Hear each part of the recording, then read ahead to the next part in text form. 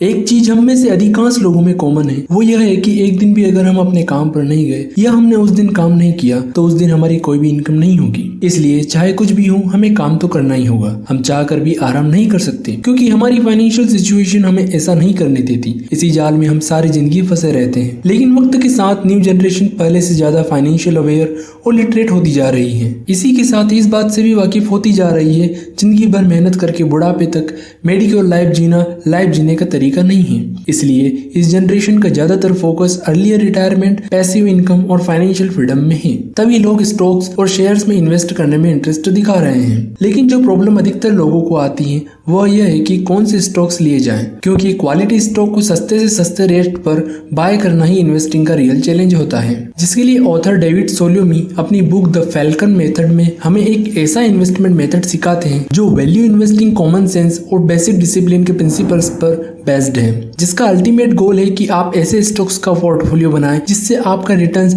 साथ ही अपनी passive income बना पाए। दरअसल फैल्कन एक पक्षी का नाम है जो शिकार करने में माहिर होता है। उसी पक्षी की तरह यह मेथड भी काम करता है क्योंकि ऑथर ने अपनी अर्ली एज में ही काफी फाइनेंशियल स्ट्रगल देखे थे। इसके बाद ही यह डिसाइड कर लिया था कि वह बड़े होकर इस रेट रेस में नहीं फंसना चाहते। ऑथर डेविड सोलोमी 33 साल की उम्र में फाइनेंशियली फ्री होकर रिटायर हो गए। ऑथर का जन्म 1982 में हंगरी में हुआ था। जब वह 10 साल के थे तो उनके माता पिता का तलाक हो गया था। वह अपनी माँ के साथ ही रहते थे जो एक किंडरगार्टन टीचर थी। ऑथर ने अपनी युवावस्था में डिफरेंट फाइनेंशियल रियलिटीज का सामना किया था, इसलिए उन्होंने डिसाइड किया कि उन्हें जितनी जल्दी हो सके फाइनेंशियली फ्री होना है। अपनी इसी निर्णय से उन्हें प्रेरणा मिली। अपनी काबिलियत और सीखने की जुनून से वह 33 साल की उम्र में फाइनेंशियली फ्री हो गए। वह एक फुल टाइम इन्वेस्टर बन गए। इनकी यह बुक हमें बताती है कि स्टॉक मार्केट की वह जगह है जहां हम बहुत छोटे से शुरुआत कर सकते हैं। इसके द्वारा हम फाइनेंशियली फ्री हो सकते हैं, जिससे एक समय बाद हम नहीं बल्कि हमारा पैसा हमारे लिए काम करता है। 2011 में विश्व के सबसे महान निवेशक वॉरेन बफेट ने अपने शेयर होल्डर्स को एक लेटर लिखा जिसमें उन्होंने 3 प्रकार की इन्वेस्टमेंट के बारे में बताया,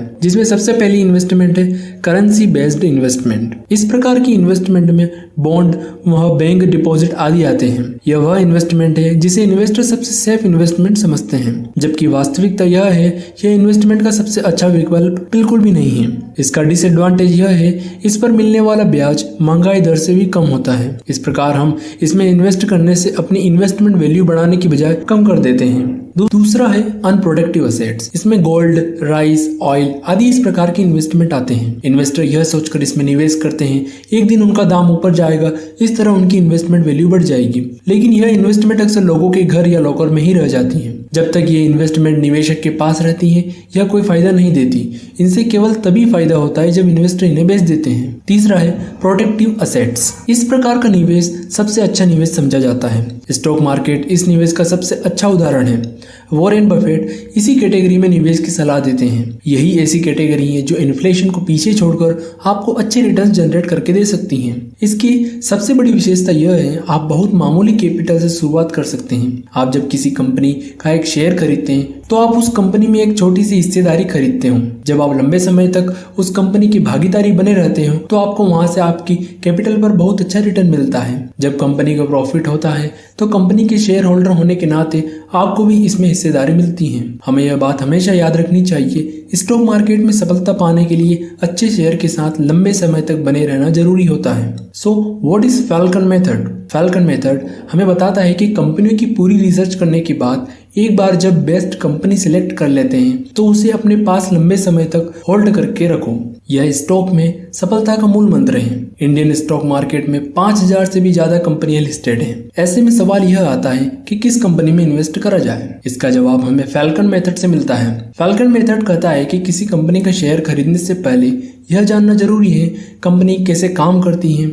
जब हम एक कंपनी को फाइनेंशियली रूप में देखते हैं तो हमें इसे एक ब्लैक बॉक्स की तरह समझने की जरूरत है। एक इन्वेस्टर होने के कारण यह आपके लिए पॉसिबल नहीं है। आप यह जान पाओगे कि कंपनी के अंदर क्या चल रहा है, लेकिन आपके हाथ में एक बात जरूर है, कंपनी के बाहर क्या चल रहा है। इसके लिए आपको इनपुट पाइप्स और आउटपुट पाइप्स को समझने की जरूरत है जो ब्लैक बॉक्स से जुड़े हुए हैं। इनपुट पाइप्स यानी इनकम। ब्लैक बॉक्स के एक तरफ इनपुट पाइप्स अर्थात इनकम है, दूसरी तरफ आउटपुट पाइप्स अर्थात एक्सपेंसेस। इनपुट पाइप से सबसे पहला पाइप रेवेन्यू का मिलता है। यह वह इनकम है जो कंपनी को अपने प्रोडक्ट्स और सर्विसेज के माध्यम से अपने ग्राहकों से मिलती है। इसका दूसरा पाइप बोरोड मनी है। यह वह पैसा है जो कंपनी ने अपने बिजनेस को एक्सपैंड करने के लिए या फिर चलाने के लिए बैंक से लोन के रूप में लिया है। तीसरा पाइप इक्विटी सेल है। जब कंपनी फंड रेज करने के लिए अपने नए शेयर होल्डिंग्स को कम करती हैं, फिर उस नए शेयर्स को बाजार में बेचती हैं, तो यह इक्विटी सेल में आता है। इस बात पर ध्यान देना बहुत जरूरी है क्योंकि बहुत सारी कंपनियां इस तरह से इकट्ठे किए गए पैसे से शेयर होल्डर्स को डिविडेंड देती हैं,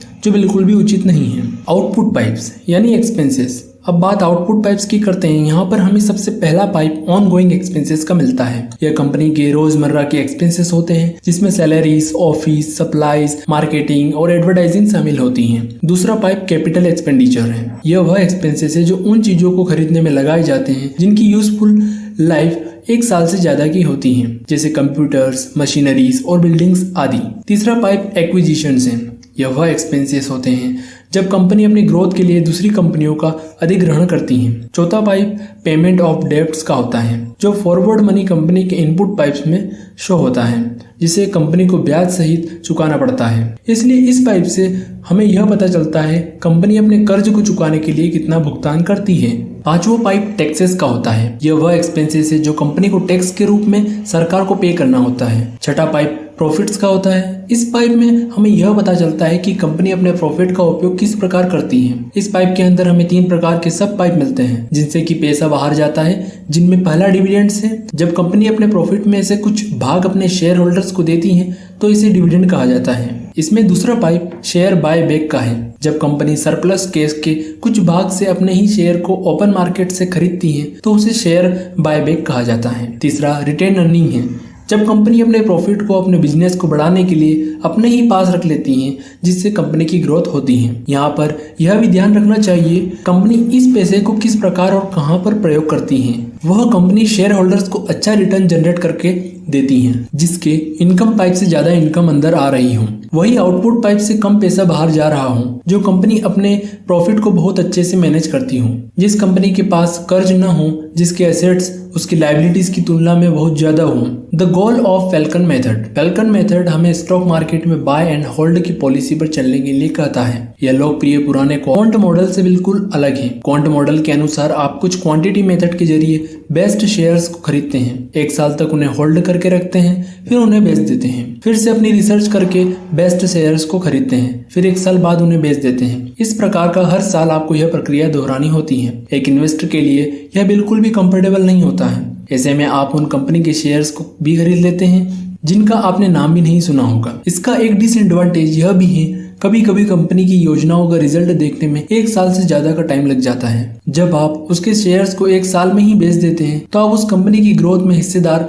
बनने से चूक जाते हैं। इसके विपरीत फैल्कन मेथड हमें बताता है कि हमें क्वालिटी वाइज अच्छे शेयर्स का चुनाव करके उसे लंबे समय तक होल्ड करके रखना होता है, जिससे उस शेयर से हमारे जेब में डिविडेंड के रूप में लगातार पैसा आता रहता है। बाय एंड होल्ड के द्वारा ही इन्वेस्टर यहाँ से अच्छा खासा रिटर्न जनरेट कर पाते हैं। अब हमें फैल्कन मेथड की 5 स्ट्रेटेजीज को समझना होगा, जिसकी सबसे पहली स्ट्रेटेजिक है select group of top quality companies. Falcon method कहता है कि आपको सबसे पहले टॉप क्वालिटी कंपनी को सिलेक्ट करना होगा। आपको उन कंपनीज पर फोकस करना होगा जो पिछले 20 सालों से लगातार अपने शेयर होल्डर्स बेहतर डिविडेंड दे रही हों, जिन्होंने कभी डिविडेंड में कटौती न की हो। ऑथर कहते हैं कि हमें कंपनी की डिविडेंड हिस्ट्री से कोई समझौता नहीं करना चाहिए। वह 20 साल की डिविडेंड हिस्ट्री देखने के लिए इसलिए कहते हैं ताकि कंपनी ने एक रेसेशन जरूर फेस किया होगा। वह कंपनी बेहतर है जिसने रेसेशन के समय भी अपने शेयर होल्डर्स के डिविडेंड में कटौती न की हो, विपरीत हालात में भी कंपनी की अर्निंग पावर और स्ट्रेंथ को बरकरार रखा हो। ऑथर कहते हैं कि आप उन कंपनीज को सिलेक्ट करना चाहिए उनका dividend pay out ratio highest हो। डिविडेंड पे आउट रेशो इस बात से निकलता है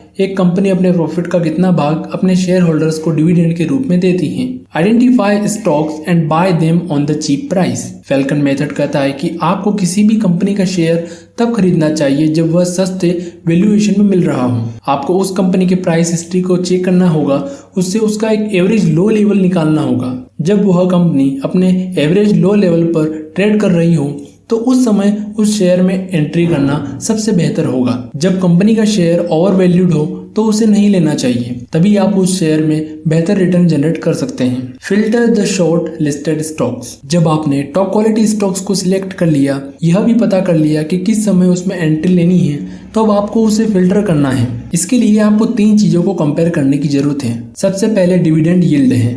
इसमें हमें यह पता चलता है कि कंपनी ने साल भर में प्रति शेयर जो डिविडेंड डिक्लेयर किया है वो कंपनी की करंट शेयर प्राइस का कितना % है। इसके बाद फ्री कैश फ्लो यील्ड वो होता है जो कंपनी के पास सभी खर्चों के बाद बच जाता है। इसे निकालने के लिए कंपनी के टोटल कैश फ्लो को कंपनी के टोटल नंबर ऑफ शेयर से डिवाइड करना पड़ेगा, जिससे हमें फ्री कैश फ्लो पर शेयर मिल जाएगा। फिर फ्री कैश फ्लो पर शेयर को कंपनी के करंट मार्केट प्राइस से डिवाइड करने पर हमें कैश फ्लो यील्ड मिल जाएगा। अब शेयर होल्डर यील्ड से हमें यह पता चलता है एक कंपनी अपने इन्वेस्टर के साथ कितने पैसे शेयर करती है, चाहे वह डिविडेंड के जरिए हो या फिर शेयर बायबैक के जरिए। Rank the survivors. अब आपको अपने स्टॉक्स को करंट वैल्यूएशन के आधार पर 3 प्रकार के रैंक में रखना होगा। इसमें सबसे पहला श्योर है।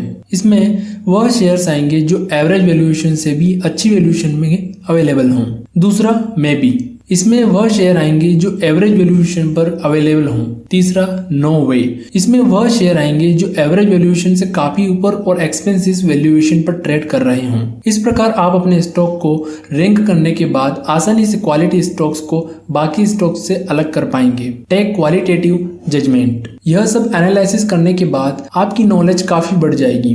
उसके आधार पर आपको क्वालिटेटिव जजमेंट लेने में आसानी हो जाएगी। इस सब के बाद आपके पोर्टफोलियो में अब सिर्फ क्वालिटी स्टॉक्स ही बचेंगे, जिसके साथ आपको लॉन्ग टर्म तक बने रहना है। इस प्रकार फैल्कन मेथड का गोल यही है, क्वालिटी स्टॉक को बाय करो और उसे अपने पोर्टफोलियो में लॉन्ग टर्म तक होल्ड करके रखो।